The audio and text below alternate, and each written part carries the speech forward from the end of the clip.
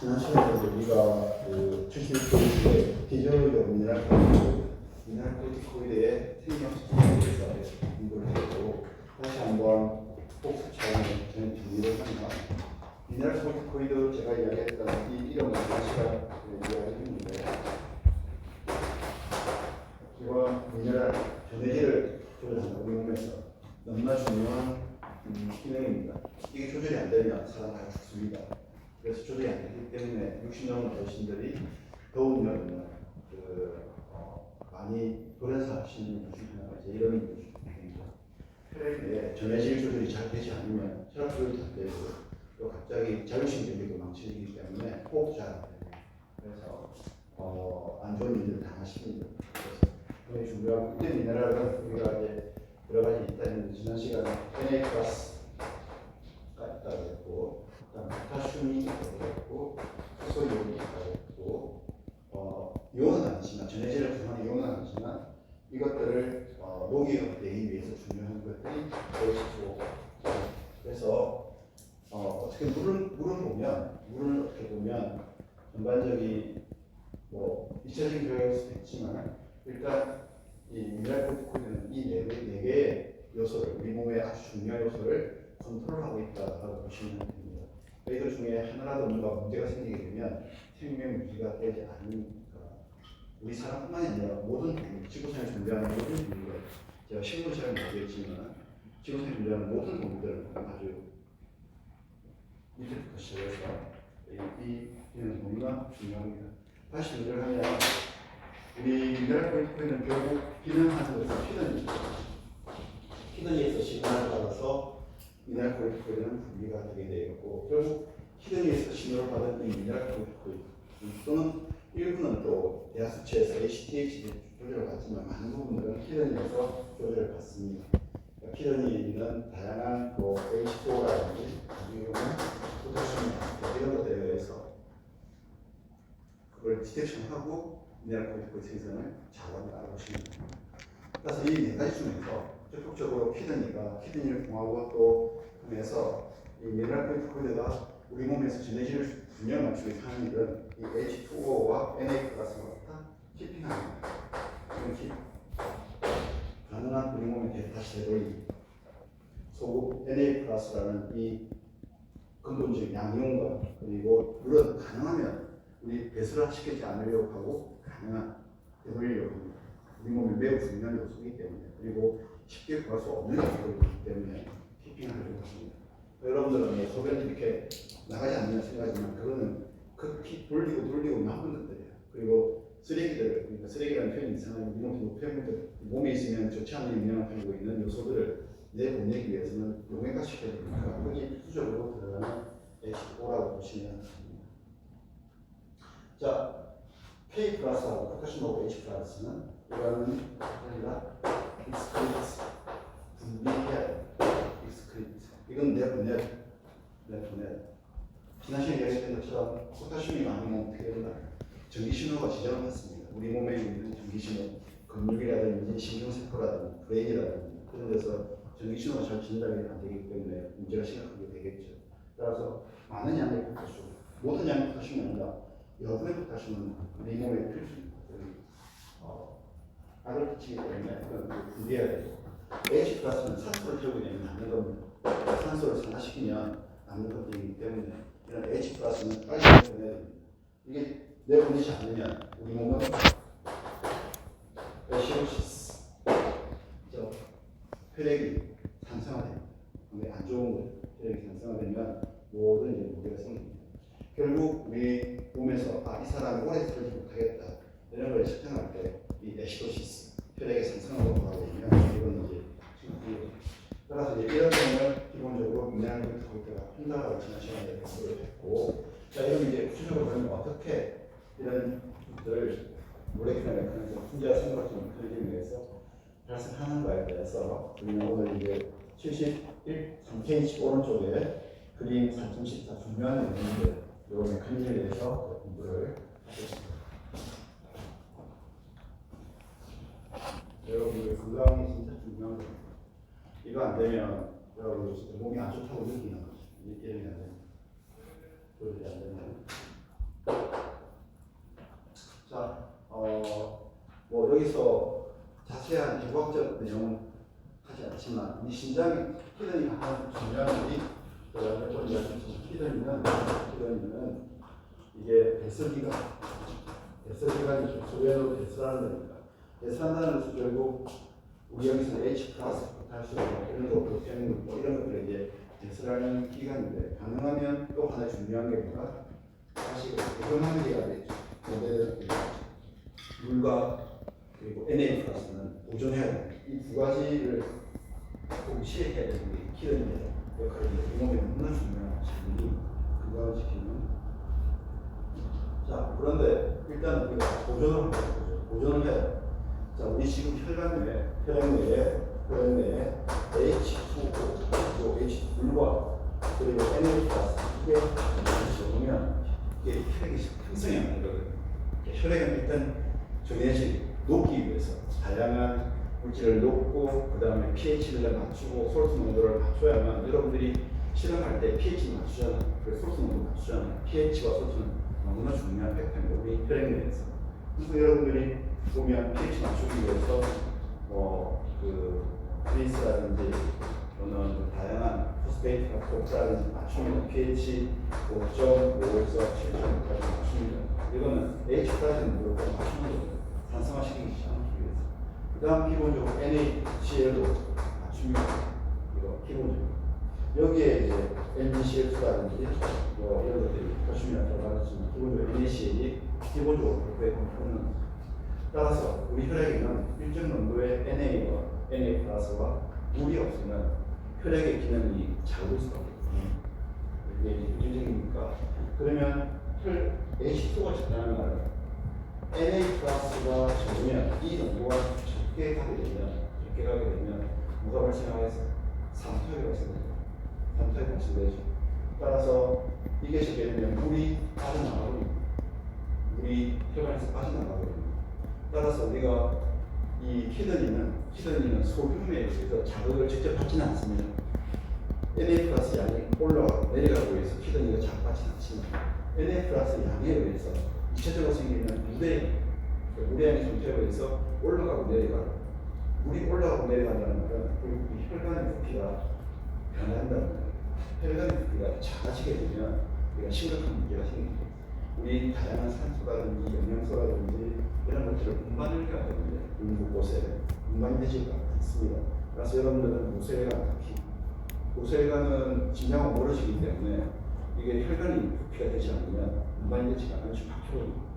따라서 항상 H2O의 적정량 매우 중요하고 이 혈관의 부피를 중요합니다.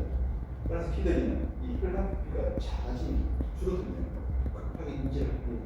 아주 중요하게 빨리 인지를 합니다. 지금 혈관 부피가 줄어들었다는 말은 H2O가 필요하고 H2O가 필요하다는 말은 결국 두 가지 또 해결하잖아.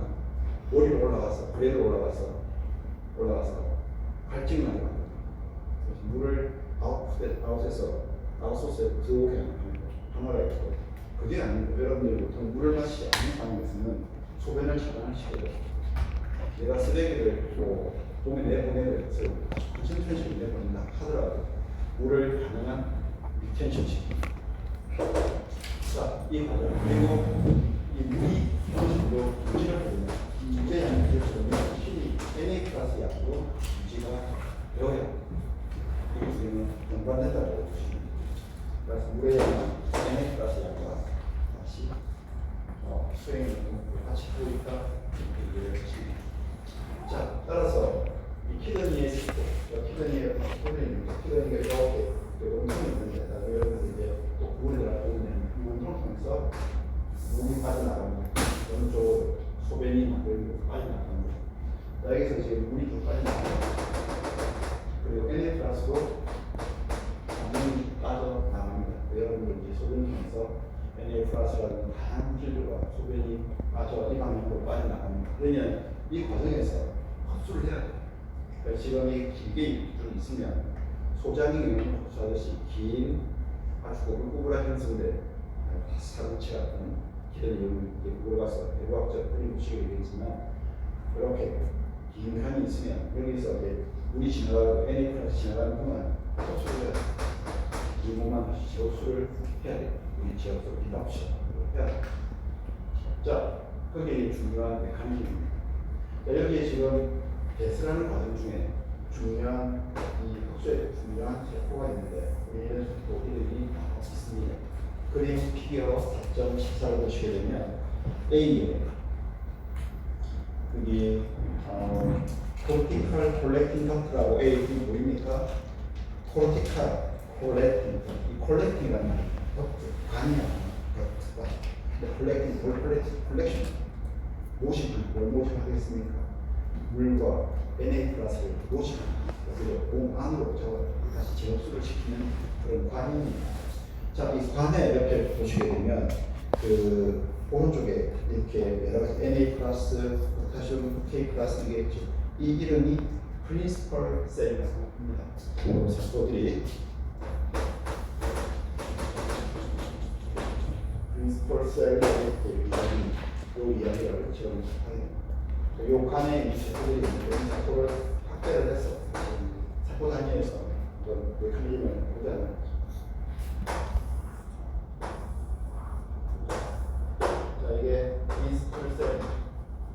여기가 간이에요. 콜레이션 덕트 간이고 이쪽이 세포 안쪽이고 이거 몸 안쪽으로 따라서 이쪽으로 계속 나가게 되면 소변이 되는 거 이쪽으로 몸만 흡수를 해야 돼. 나가기 전에 흡수를 해야 돼. 자, 그러면 이게 세포들이 이어져 있으니까 쭉 세포들이 일렬로 되어 있으니까 이렇게 구조로 붙어 있다라고 이렇게 붙어 있다고 생각하시면 됩니다. 자, 지금 여기에 물이 여기 내려오면 물도 내려오고 NA 플러스 내려오고 양들이 내려옵니다. 이걸 이제 흡수해야 돼. 물은 NA 플러스가 일단 들어오게 되면 그 순간 소금화돼서 녹는다라고 이해하시면 되겠죠. 자, 지금 NA 플러스, 아까 NA 플러스가 빠져나갑니다.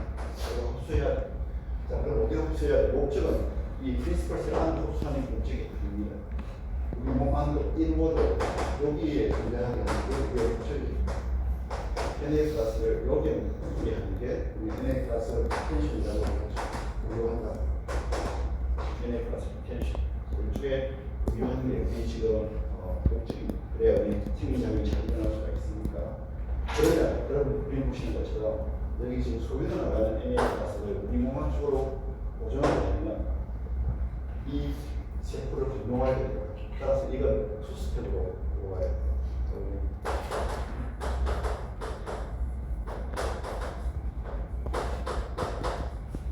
투스텝으로 트랜스포트를 해야 됩니다. 자, 여기에 있는 덕트에 있는 NA 플러스를 세포 안으로 들어오는 게 원스텝. 세포 안으로 들어오는 NA 플러스를 다시 몸 안으로 다시 배출하는 게 세컨드 스텝. 이 투스텝으로 이루어져야 돼요. NA 플러스. 따라서 여러분들이 어느 정도 생각할 수가 있습니다. 이 NA 플러스를 세포 안으로 들어왔다가 또 세포 안에서 몸 안쪽으로 배출하려면 이건 분명히 막혀 있는 단백질들이 기능하는 게 당연한 일이죠. 그럼 여기에 있는 NA 플러스를 세포 안으로 들이는 멤브레인 프로틴이 당연히 있어야 돼요. 이온 트랜스포트가 있어야 돼요. 그리고 여기서 당연히 있어야 되겠지. 여기 세포 안에 들어오는 NA를 이것도 당연히 있어요. 자, 이 두 가지가 중요합니다. 이 트랜스포트, 이온 NA 플러스 트랜스포트 중요합니다. 책을 보겠습니다. 그림 34의 A. 자, 거기 보게 되면 지금 제가 동그라미를 표시한 빨간색으로 표시한 이 이온 트랜스포트 이름은 ENAC라고 나와 있습니다. ENAC. 요 세포가 그 덕터, 여러분들 지금 덕터에서 요거 덕터에서 뭐 소장이라든지 또 물이라든지 소장, 대장, 간에 적체 있는 표면 세포라고 해서 에피테리얼 세포. 요걸 에피테리얼 세포 중에 하나 기능은 프린시플 셀이지만 해부학적인 형태학적인 세포는 에피테리얼 세포, 파이브럴 버스트 이런 것처럼 에피테리얼 셀의 이 에피테리얼 세포의 중요인데 여기에 Na 플러스를 안으로 들어오는 이온 채널 그러면 ENAC 이렇게 이쪽 부분을 이야기합니다. 자, 따라서 우리 이걸 이제 빈 공간이 빈 원통이라고 해서 이 부분을 루멘 공간이라고 이야기하고 원통 공간은 루멘이라고 이야기하고요. 따라서 이쪽에 해당되는 멤버레인은 루멘 멤버레인이라고 이야기를 합니다. 루멘 쪽에 향했다고 해서 자, 그리고 세포 쪽, 우리 공안 쪽으로 해당되는 것은 어떻게 보면 우리가 3장에서 티로이드 글란드 했던 것처럼 이쪽은 옆쪽에 그러니까 우리 몸 쪽으로 향하겠다고 해서 이거는 바소레트랄 멤브레인이라고 두 가지 멤브레인이 같은 세포지만 완전히 다르지 않은 다르죠. 기능은 다릅니다. 왜? 위치가 다르기 때문에 한쪽은 루멘을 향하고 한쪽은 우리 뇌만 쪽으로 향하고 있는 전혀 다른 기능을 가지고 있는 마트들이 단백질이 다르고요. 그 위치는 단백질입니다. 따라서 이쪽에 여기에 있는 Na 플러스를 루멘에 있는 것들을 세포안으로 옮기는데 이것들은 이온 트랜스포트는 ENAC 중요. 이게 잘못되면 이것들이 병들이 많습니다. 신장 병들이 우리 몸에서 인체에서 많이 생기는 병들이. 자, 오른쪽 갑니다. A 그림에서 오른쪽 보게 되면 세 분자의 Na 플러스가 오른쪽으로 이동하는데 대신 두 분자의 2K 플러스 두 분자의 포타슘이 왼쪽으로 이동하는 채널이 보입니까? 여기에 소듐, 포타슘 채널입니다. 소듐, 포타슘 이온 트랜스포터가 보입니다. 채널로 보입니다. 이게 이제 여기에 해당됩니다. 자, 세 개의 NA를 바깥으로 빼는 힘에 의해서 반대로 두 개의 포타슘을 들어오는 쪽으로 가죠. 이렇게. 이것은 상당히 의미가 있습니다. 네. 어차피 우리 지금 목적이 뭐였어요? 그래서 목적이 Na 플러스는 키핑하고 포타슘은 디스크리트하고 따라서 우리 몸 안에 내부에 있는 내부가 지금 NA가 적으니까 NA는 이쪽에서 들여오고 대신 우리 몸에 높은 농도로 있는 포타슘은 내보내야 되니까 다시 서로 톤에 서로 교환시키는 그런 패스가 상당히 소비롭죠. 그러게 두 가지 이름입니다. 투스텝 트랜스포트 루멘에서 세포화로 요 트랜스포트 세포화에서 몸화로 요 소듐 포타슘 트랜스포트 그래서 Na 플러스는 이동합니다. 따라서 이 단백질 이 Na 단백질과 요 소듐 포타슘 트랜스포트 요 단백질이 상당히 중요합니다. Na 플러스 요 두 개가 없으면 소변에 있는 소변으로 나갈 NA를 우리 몸 안으로 잘 디텐션하고 이 두 가지 단백질의 기능 얼마나 중요하겠죠. 이 단백질 기능이 100%에서 50% 떨어지게 되면 여러분은 심각한 Na 플러스 디텐션이 안 되게 되고 여러분은 항상 저 Na 플러스 Na 플러스가 없는 혈액이 되고 따라서 물도 자꾸 소실돼요. 물이 소실이 안 되기 때문에 물의 손실이 빨라집니다. 이런 질환의 경우에 됩니다. 자, 또 하나 우리가 공부했으면 Na 플러스 이렇게 이렇게 나갑니다. 자, 포타슘은 디스크리션 시켜요. 배출시켜요. 소변으로. 그러면 여기 있는 거를 이것도 투스텝 트랜스포트. 여기 있는 포타슘을 세포 안으로 가지고 와야 돼요. 다시 세포에서 소변으로 나가는 루멘으로 나가야 디스크리션. 배출이 되는 거니까. 그러면 포타슘이 들어와야 되니까 이건 요걸 보겠습니다. 세 개의 NA가 이렇게 보면 대신에 그 힘에 의해서 두 개의 포타슘이 들어옵니다. 그럼 여기에 하나가 있어요. 이거를 세포 안에 들어온 포타슘을 소변으로 나가는 루멘으로 빼내는 이 이름이 RONK. RONK라는 아주 중요한 포타슘 이온 트랜스포트. 제가 이 RONK. 그래서 이 RONK 너무나 중요하고 RONK 풀네임이 이 체간에 나올 거의 있으니까 시험 칠 때는 만약에 이게 대한 문제가 나오면 일단 꼭 풀네임. 자, 풀네임을 저도 요구하는 이유는 풀네임을 알아야만 여러분들이 이 이름이 어떻게 유래됐다는 것을 이해할 수가 있으니까 풀네임 중요합니다. 간혹 학원 전문 중에 아주 소수지만 약만 쓰고 풀네임 완전 같은 일이 있는데 저는 반감정입니다. 이 학생은 이 단백질에 정확한 정치를 모르고 있구나. 그래서 저는 항상 이거 여러분들이 문수 때도 보건수 때도 항상 요구하는 음식. 약은 풀네임을 먼저 적고 가로에서 약을 적고 그 다음부터는 약을 적고 이런 뭐 전 세계적인 원칙이니까 특별한 의미가 있습니다. 자, 이게 기본적인 A가 기본적인 그림입니다. 이걸 조금 더 이제 파고 들어가는 게 B와 C거든요. C는 D는 아직 다른 놈이지만 요 지금 A, B, C는 같은 이야기를 같은 장소에서 이야기를 하는 거예요. 자, 여기 이제 여러분이 이해를 했다면 이걸 조금 더 분자생물학적으로 더 세부적으로 한번 우리가 그림 B를 보겠습니다. 자, 이제 이건 기본적으로 이 동안에서 이루어지는 일들이고 그럼 이거 조절을 해야 돼. 이 조절하는 것은 뭐다? 라고 보시게 되면 이 A를 여러분들 건너는 거예요. 이건 알도스테롤이에요. 아직 A라고 지금 책에서 표시하고 그림 모델에서 표시하고 있는 것은 알도스테롤 약자인데 이걸 안 들어진다고 해서 건너면 안 된다는 거예요. 그렇죠. 누군 이야기하죠. 뭐 F가 하면 쉽지 않았는데 미네랄 콜티코이드 근데 뭐 책에서 이렇게 했으니까 여러분들이 요 A는 책에 나오는 A는 알도스테롤 약자라고 보십니다. 자, 이제 이 기본 메커니즘에 생략적 메커니즘에 알도스테롤이 이제 들어옵니다. 자, 이 기능이 지금 촉진해야 되거든요.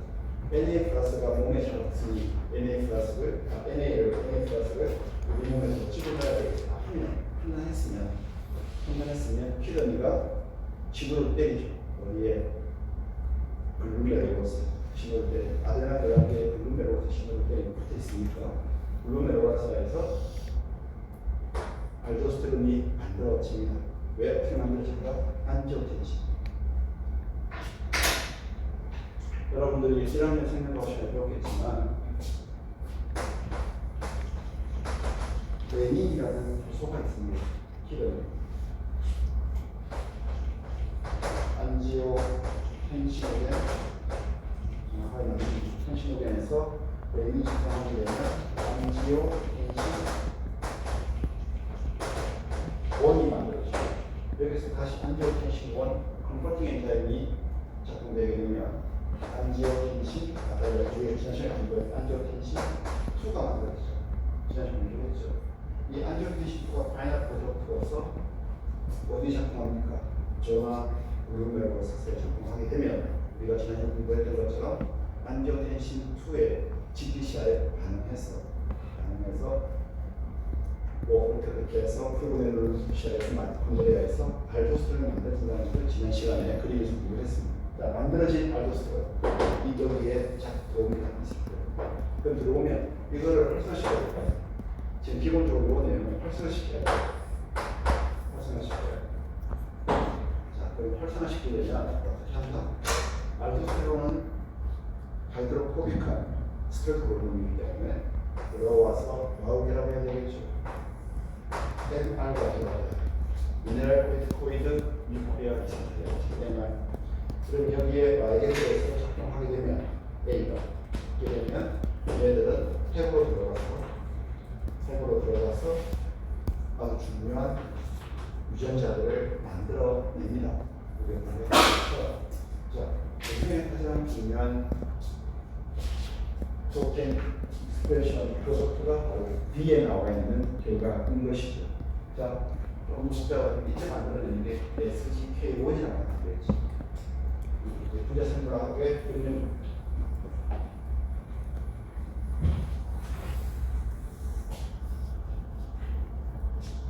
이런 내용이에요. 제가 보면 어떤 자극의 신호가 되어서 분자 반응이 달라집니다.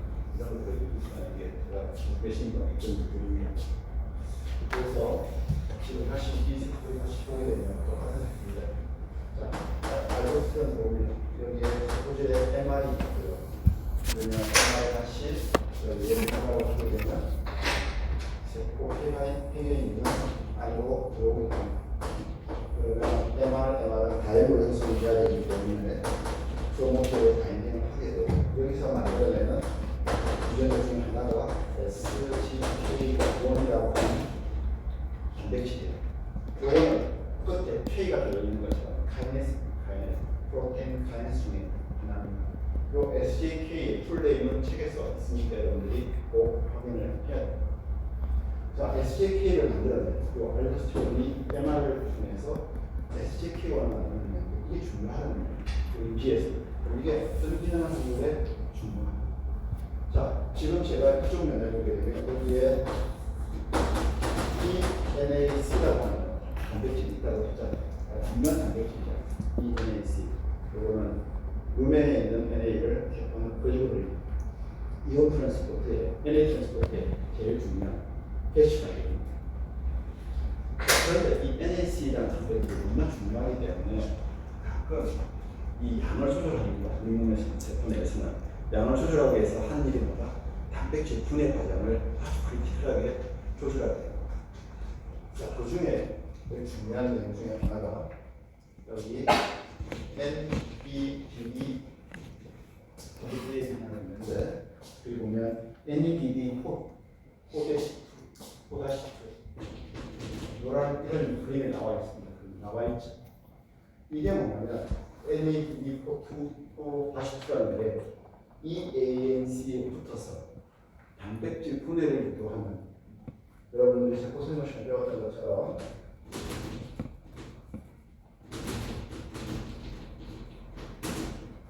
유비키티네이션 들어봤죠? 유비키티네이션. 그러니까 단백질을 분해하기 위해서 표진제를 몇 개를 붙여가지고 결국은 프로테아즘에 데려가서 얘를 조금 이렇게 분해하는 과정. 예, 10초 단계가 유비키티네이션이라는 과정을 통해서 마지막에 프로테인이 분해가 됩니다. 자, 그때 단백질 분해의 개시 단계, 유비키티네이션 시키는 인제 중에 하나가 NADP4-2라고 하는 이 단백질입니다. 그러니까 이게 있어야만 요 ENAC 이온 채널이 빨리 분해가 되는 거죠. 자, 그런데 이제 다음 이 SJK라는 요 프로테인 카이네스는 특별하게 얘를 이산화시킵니다. 프로테인 카이네스입니다. 그러니까 얘가 이산화되게 되면 NADP4-2가 이산화가 되게 되면 얘가 인액티브 폼으로 바뀝니다. 기능하지 못하니까 어떻게 되겠어요? 이 NAC 단백질이 분해되지 않고 오래 남아있는 거예요. 오래 남아있으니까 그 오래 남아있는 시간 동안 기능을 하기 때문에 장시간 동안 루멘에 있는 NA 플러스 이온을 세포안으로 효율적으로 가지고 들어올 수가 있습니다. 자, 이렇게 하는 게 SJK의 단계를 두 개 정도 거쳐서 이렇게 조절을 하는 거예요. 이 SJK 발현을 전환시키는 게 뭐다? 바로 알도스테론입니다. 이렇게 그림에서 이해를 자, 이런 분자생물학적인 메커니즘을 이해를 해야만 여러분들은 이제 심리학을 개발하는 아주 과정을 단축시키면서 효율적으로 할 수가 있죠. 옛날에는 심리학을 개발하는데 스크린ing합니다. 그냥 뭐 몸을 좋다는 옛날에 뭐 어떤 약초가 좋다, 어디 몸에 어디 그런 것들 수천 가지, 수만 가지 컴포넌트를 그냥 대입시켜보면 해서 스크리닝, 신뢰하는 스크리닝 관련을 지적하는데 이제는 그렇게 하지 않습니다. 메커니즘 베이스드 드러그 디스커버리. 분자생물학적인 메커니즘을 밝히고 그 메커니즘의 구체적인 들어가는 효소들, 단백질들에 타겟팅할 수 있는 그 어떤 컴포넌트를 컴퓨터 시뮬레이션으로 찾아냅니다. 이렇게 하면서 시간과 그리고 부작용을 최대한 단축시켜서 효율적으로 신약 개발에 들어가는 게 최근에 세계적인 거대 대학들의 분야이죠. 그래서 여러분들은 이제 다양히 스크린ing에서 이런 식으로 분자생물적인 몰레큘러 메커니즘을 확인하는 쪽으로 다 바뀌고 있습니다. 이게 모든 지금 생명과학 분야에 다 들어가죠. 예를 들면 지금 생명과학과 생물과학 이름이 바뀐 상태에서 교수님이 한 11분 계시지만 그 중에 10분이 분자생물학 하시는 교수님들. 그게 이제 학과의 연구 논문을 좋은 논문을 올리는 건 좋지만 우리가 학문의 다양성 항상 우리 학과가 이제 우리 학교의 생명과학이나 이들 아까 곤란함이 그런 게 있죠. 좋은 결과를 얻기 위해서는 이런 쪽으로 부채성으로 와야 되고 그러다 보니까 동물 분류, 동물 생리, 뭐 식물 생리, 식물 분류 이런 쪽에 생태 이런 쪽에 교수가 못 들어오고 그래서 이제 학문이 다양화되지 못하고 학년 과정에서 모든 학문이 미생물학과도 그렇고 분자생물학과 지금 저희가 산업혁명의 생명 관련 기술이 있지만 거의 90%가 분자생물학 쪽으로 연구를 하지 않으면 논문이 모이지 않고 연구비가 모이지 않기 때문에 그래서 왜냐하면 지금 텐센스가 이렇게 변한 거예요. 이걸 이해하지 않으면 모든 생명 현상의 이해라든지 이걸 토대로 해서 신약 개발이라든지 어떤 물건을 만들어내는 하는 것들이 안 되기 때문에 여러분들은 세부 과정에 대한 스텝에 대한 부재상 이해는 필수적으로 필요합니다. 그러니까 이런 생리학적 기능을 토대로 해서 항상 이것들에 대한 메커니즘을 이해하게 되고 두 번째, 세 번째는 그 메커니즘을 수반하는 구체적인 몰레큐 이 어떤 논리를 비판하게 되고 그 몰레큐를 타겟하는 문제 이렇게 들어가는 게 지금은 신약 개발의 정수가 되고 방향성이라고 보시면 되거든요. 그래서 지금 이런 그림 B와 C가 중요한 내용들입니다. 자, 5분 쉬고 그림 C로 넘어가면 이 그림 중요합니다. 따라서 분자생물학적으로 알고 때는 어떤 분자생물학적 메커니즘을 가져서 이렇게 NA 플러스 트랜스포트를 도와주는 것에 대한 자, 했고 C 그림 자, C 그림도 역시 비슷한 내용 그림입니다. 자, 보시면 그 이 C 그림이 이야기하는 거예요. 결국 아까 이야기했던 것처럼 알도스테론이 들어옵니다. 자, 이게 MR에 결합을 해야 되겠죠. 여기까지 여러분 잘 알고 결합하게 되면 다이모가 되어서 이게 들어옵니다. 그러면 DNA 위에 MR, 다이모 활성화합니다. 이 중에 필요성이 너무 중요하기 때문에 따로 분리를 해서 공부를 했죠. 여기서 만들어낸 RNA 중에 하나가 SGK 원자를 공부했고 그 외에도 중요한 엔자임 몇 개가 있습니다. 그 엔자임 종류가 단백질 종류가 거기 피겨 C에 나가는 그 피겨 C를 보겠습니다. 자, 세 가지를 지금 이야기하고 있습니다. 피겨 C에서 이렇게 알도스테론이 미네랄 폴리페놀을 결합해서 유전자 발현을 증가시키는 세 가지 주요한 단백질 RNA. 자, ENAC 당연하죠. 이거 많이 만들어요. 그래야만 루멘에 있는 NA 플러스의 세포 안으로 잘 들어올 수가 있습니까? 두 번째, 소듐, 포타슘, ATPase. 아까 우리가 여기 말했던 세포에서 우리 몸 이론 쪽으로 트랜스포트하는 단백질, 소듐, 포타슘. 이때 에너지가 필요하니까 ATP를 분해하면서 그 에너지의 힘으로 두 개의 분자를 단도방향으로 트랜스포트. 이거 역시 단백질이기 때문에 안심과 시켜야 됩니다. 자, 세 번째, 마이토콘드리얼 엔자임. 이거 왜 만드실까 궁금할 건데요. 이거 보면 마이토콘드리얼 엔자임. 자, 이거 유명한 거잖아. 여러분들이 생화투를 공부하면 이때 마이토콘드리얼 엔자임은 주로 TCA 사이트고요. 그리고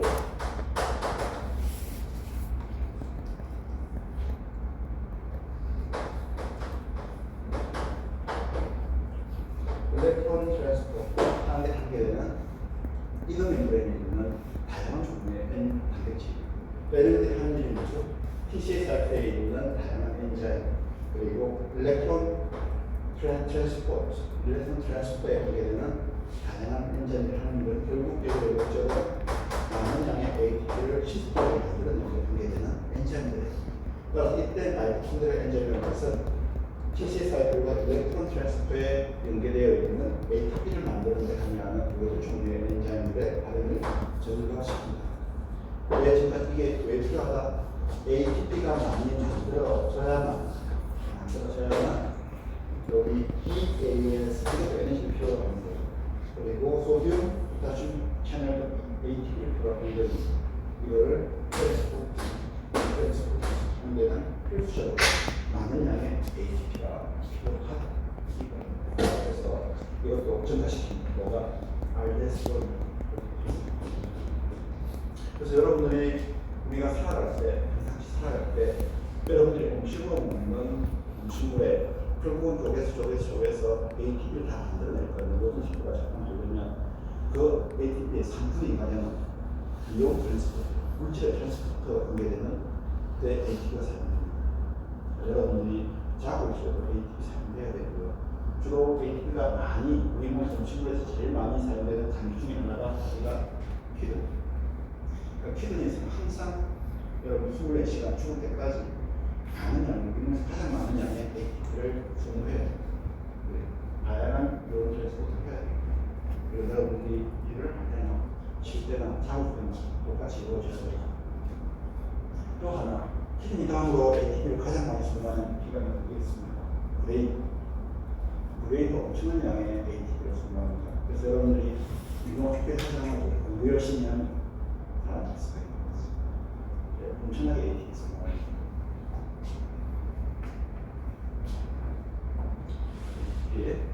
이거 많이 만들어야 됩니다. 따라서 이런 C 그림 여러분 잘 이해를 하면 되겠고요. 자, B 그림은 완전히 다른 색입니다. B 그림은 완전히 다른 색깔의 색깔입니다.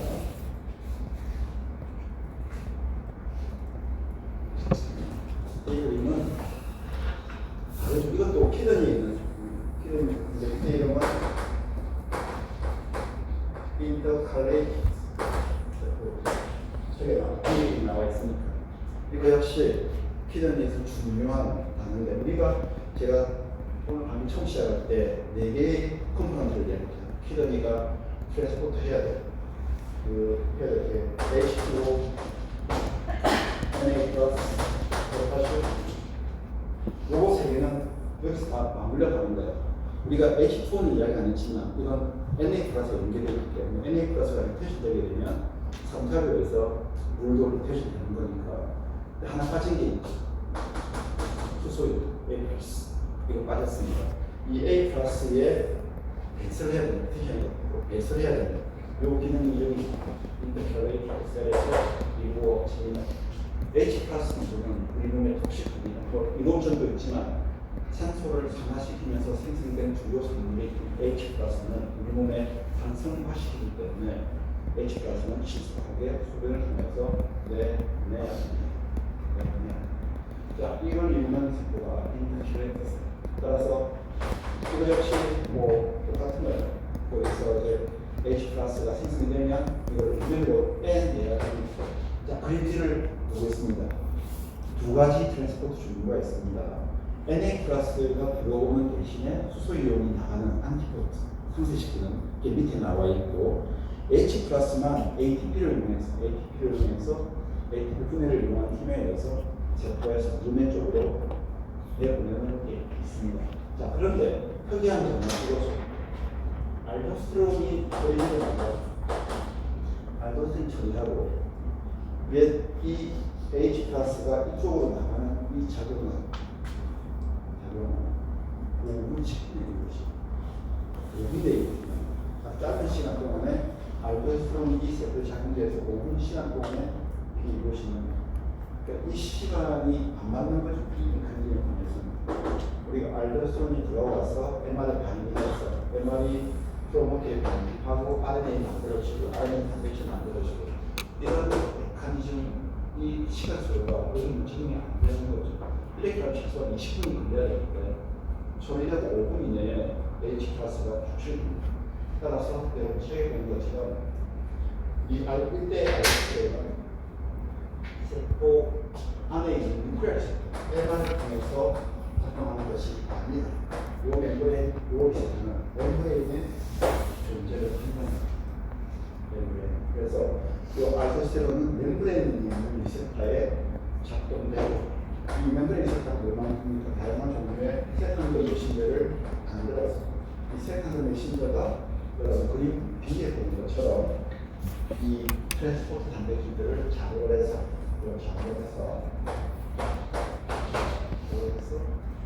트랜스포트를 잘 이루고 H+의 온도를 바깥쪽으로 일면적으로 트랜스포를 촉진시킨다. 이렇게 그림을 이해를 해야 될 것 같습니다. 자, 따라서 이것도 상당히 중요한 테마죠.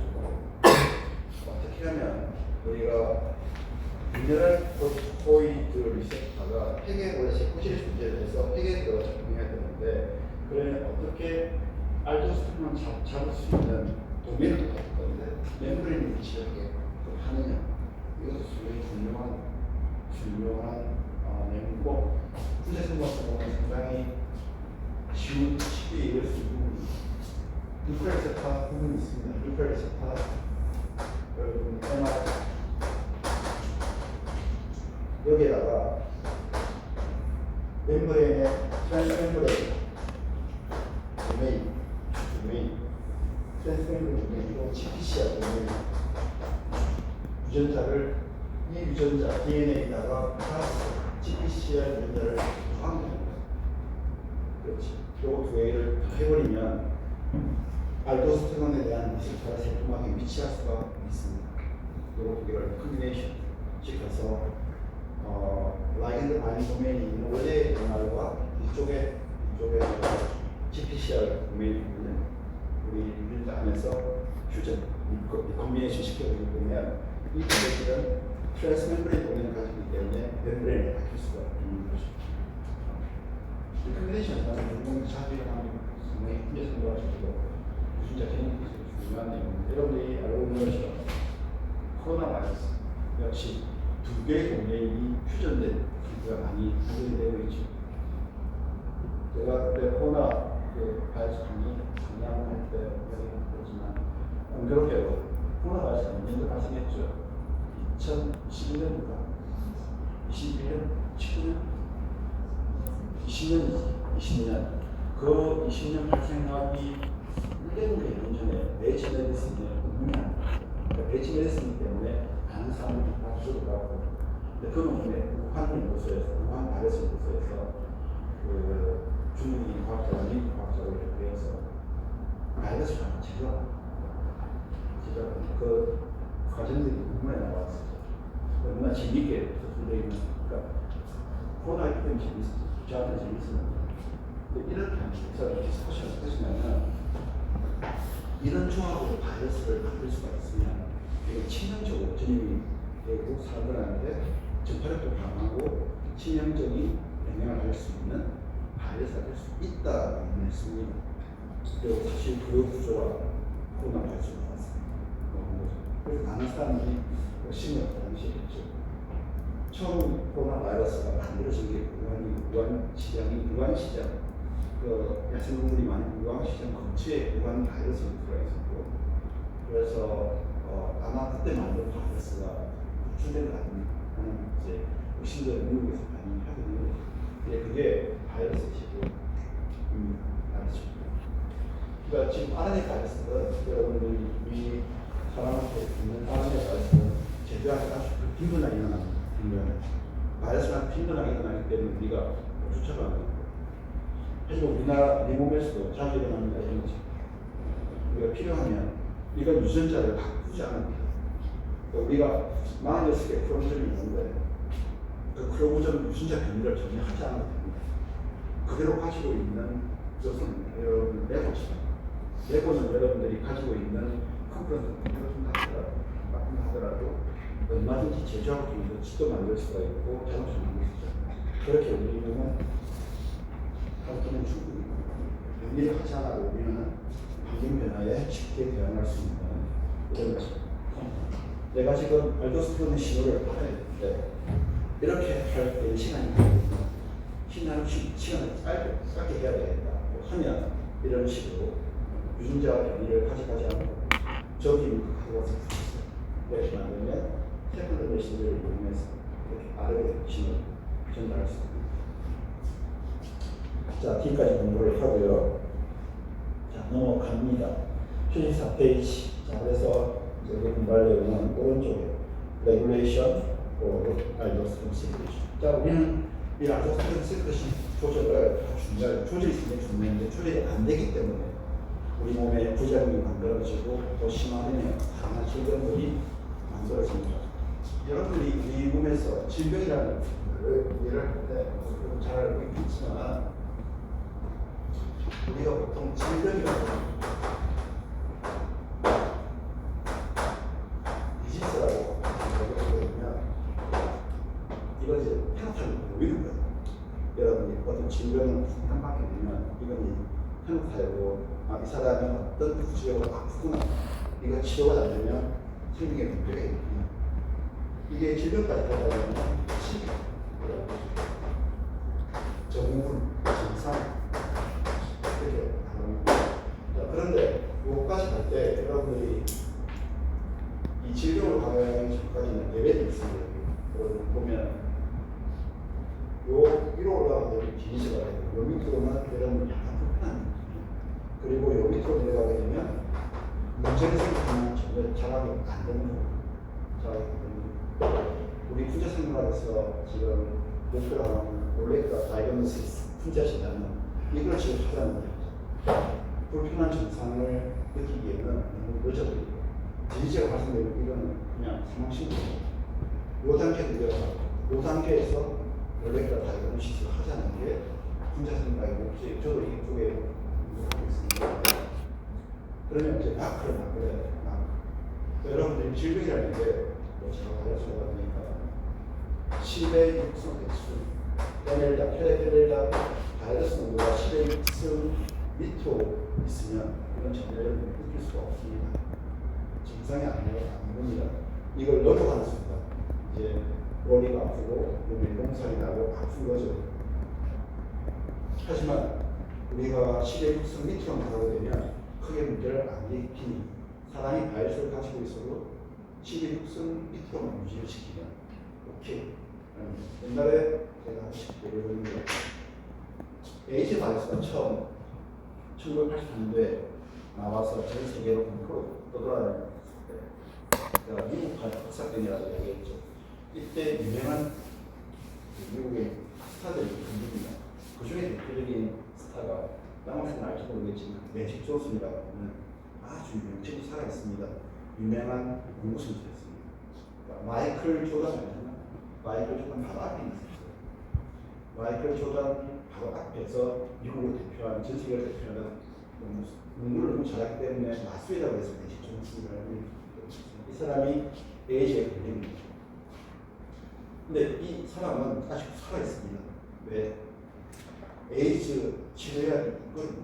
에이즈 치료약을 잘 먹지는 않지만 장기간 처리하게 되면 이 에이즈 치료약은 완치가 시키는 게 아니라 이 사람이 10의 6성 mL이 에이즈 바이러스가 있으면 10의 5성 mL로 유지를 시킵니다. 그럼 이 사람은 에이즈로 죽지가 않아요. 아프지도 않아요. 자기 몸에는 혈액에는 에이즈 바이러스가 있어요. 하지만 10의 6성 이상으로 안 되기 때문에 자기는 정상입니다.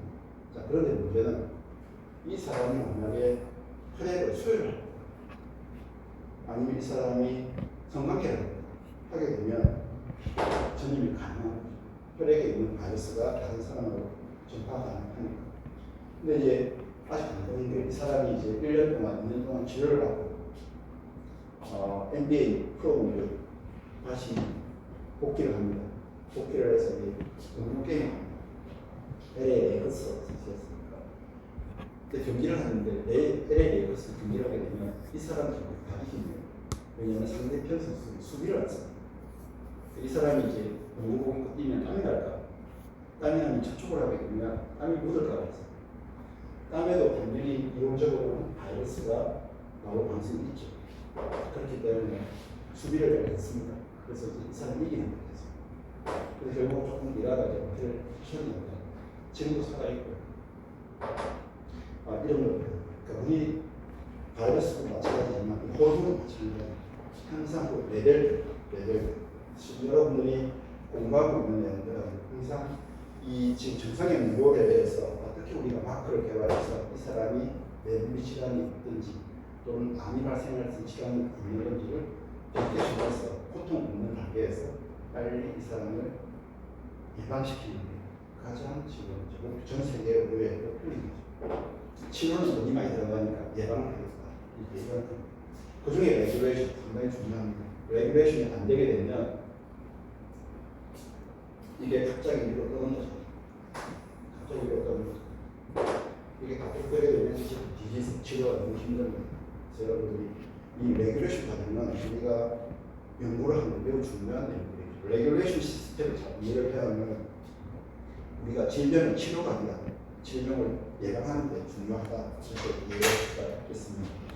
자, 레귤레이션 알도스테론 지금 제가 했던 이야기지만 알도스테론은 우리 생명에 너무나 중요한 호르몬 생리입니다. 그래서 중요한 내용이고요. 이 내용은 75페이지, P가 4.15입니다. 자, 요거만 대충 이해하면 여러분이 알도스테론 분비의 레귤레이션을 어느 정도 이해할 수 있을 것 같습니다. 자, 그림 4.15가 상당히 중요한 내용을 가지고 있는데 이 중요한 내용에 지금 이 그린 컬러가 있고 레드 컬러 화살표가 있습니다. 그린 컬러는 포지티브, 그러니까 알도스테론 분비를 촉진시키는 화살표 방향이고요. 레드 컬러는 네거티브를 억제시키는 시그널이라고 보시면 돼요. 이거 두 개가 그린 컬러와 레드 컬러가 아주 조화롭게 이루어져야만 우리는 이 내분비 생리가 잘 조절되고 질병이 없는 거죠. 그러니까 여러분들은 지금 내가 문제가 있다고 하면 이 자리에 있을 수가 없을 거니까 잘 되고 없는 점대로 의식한 게 없이.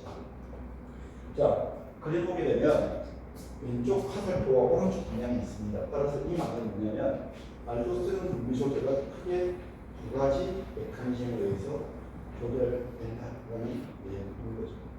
그래서 두 가지 부분입니다. 자, 알도스테론 분비의 왼쪽으로 왼쪽이 더 제일 기본적으로 중요한 거니까 왼쪽 가게 되면 그 왼쪽에 처음 나오는 단어가 소듐 리텐션이라고 나옵니다. 소듐 아까 우리가 계속 이야기했던 내용이죠. 소듐 Na 플러스 리텐션 이게 올라가죠. 근데 요 알도스테론 요 지금 왼쪽 그린 컬러 중에 위에 보시게 되면 뭐가 내려오냐면 화살표가 여기 제일 위에 가게 되면 빨간색 올라가잖아. 빨간색 올라가서 먹는 게 블러드 볼륨, 혈액의 볼륨, 혈액 부피가 내려가는 화살표죠. 블러드 볼륨이 내려가는 이게 빨간색으로 보입니다. 그러니까 이게 지금 이제 신호가 여기서 시작됩니다. 이 조절 사이클의 시작은 제일 위에서 시작한다고 보시면 자, 지금 여러분들 키드니 주변에 있는 혈관의 부피가 블러드 볼륨이 줄어들었습니다. 줄어드는 것부터 시작됩니다. 줄어드니까 키드니에서 오는 작용이 그 다음 스텝에 있는 레닌 안지오텐신 레귤레이션 시스템. 제가 여기서 아까 이야기했잖아. 레닌은 효소의 이름입니다. 효소. 안지오텐신을 분해시키는 효소입니다. 레닌은 분해서 뭘 만들죠? 안지오텐신도 안지오텐신 1. 그다음 안지오텐신 2 컨버팅 엔자임에 의해서 안지오텐신 1이 안지오텐신 2. 그럼 안지오텐신 2가 만들어지면 글루메롤라스에 작동되어서 알도스테론이 증가합니다. 이게 증가합니다. 증가된 알도스테론은 그 다음 이쪽으로 따라갑니다. 이게 증가하게 되면 Na 플러스가 리텐션. 우리가 여기서 많이 유입니다. Na 플러스 리텐션 됩니다. Na 플러스 리텐션 되니까 잘 그 다음 단계로 수가 되는데 H2가 다시 됩니다. H2가 됩니다. 따라서 블러드 볼륨이 H2가 들어오기 때문에 블러드 볼륨이 올라가요. 여기까지 끝이에요. 여기가 한 사이클이에요. 자, 그런데 점점 시간 지날수록 올라간 블러드 볼륨이 내려갑니다. 그럼 이 사이클을 계속 가지고 있는 거죠. 이렇게 구축입니다. 여기에 대한 원래의 메커니즘이 지금 여러분이 공부했던 그런 내용들이죠. 자, 이제 오른쪽으로 가봅니다. 따라서 이때 중요한 내용은 여러분들이 Na 플러스는 직접적인 자극 요인이 되지가 않는다는 것입니다. 직접적인 자극 요인은 뭐죠? 블러드 볼륨이 자극 요인. 블러드 볼륨이 자극을 하는 것이지 Na 플러스가 많이 들어갔다 적다고 해서 이 부분이 잘 직접적으로 알도스테론 생성하고는 연관성은 없다. 2차적인 결과지 직접적인 1차적인 원인은 되지 않는다는 게 중요합니다. 따라서 직관적으로 이렇게 말할 수 있잖아요. 예전에 영국에서 유명한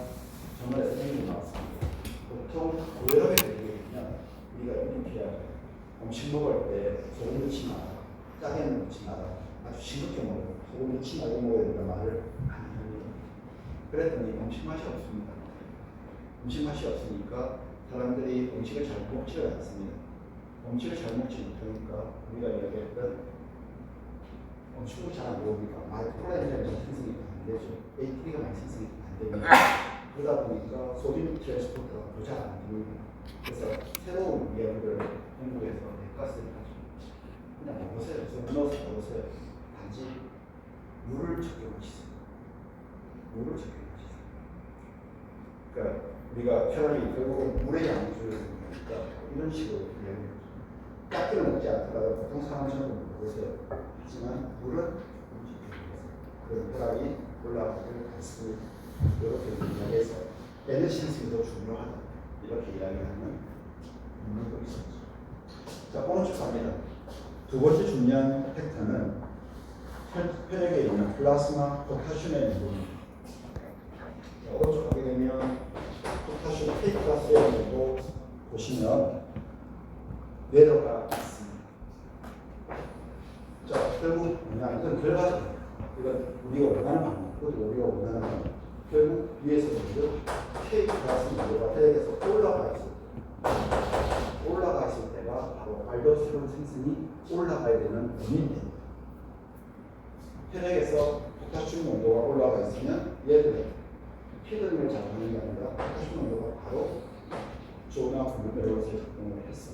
그래서 알도스테론 생성을 증가시키는 알도스테론은 K 플러스의 익스크리션 고비가 소변으로 내게 되고 또 시간이 지나서 혈액 내에 포타슘량이 증가하면 다시 알도스테론 생성을 올리고 이런 근이 따라서 우리가 레그레션 알도스테론 시크레션 여러분이 유념할 거한 가지입니다. 결국 직접적으로 알도스테론 생성에 작용하는 미쳐오는 거다. 올라서 그 혈장에 있는 혈액에 있는 포타슘 농도 두 가지 농도가 알도스테론 분비축에 가장 일차적인 요소인 요인이다라고 이해했습니다. 그래서 여러분들 이렇게 아침에 포타슘 많이 들어가 있는 음식 조심해야 돼요. 포타슘 많이 들어가 있는 음식 여러분이 좋아하는 음식 몇 가지 있습니다. 포타슘 있는 음식 그리고 아침에 많이 먹게 되면 문제가 될 수가 있죠. 혈압 어떻게 될까 올라가죠. 포타슘 있는 음식 많이 먹어요. 여러분들 아주 건강하지만 여러분들 그 부모님한테 아침에 포타슘 많이 들어가 있는 음식 정말 드시지 않도록 하는 게 도움이 되겠죠. 자, 오늘 여기까지 하고 다음 주 목요일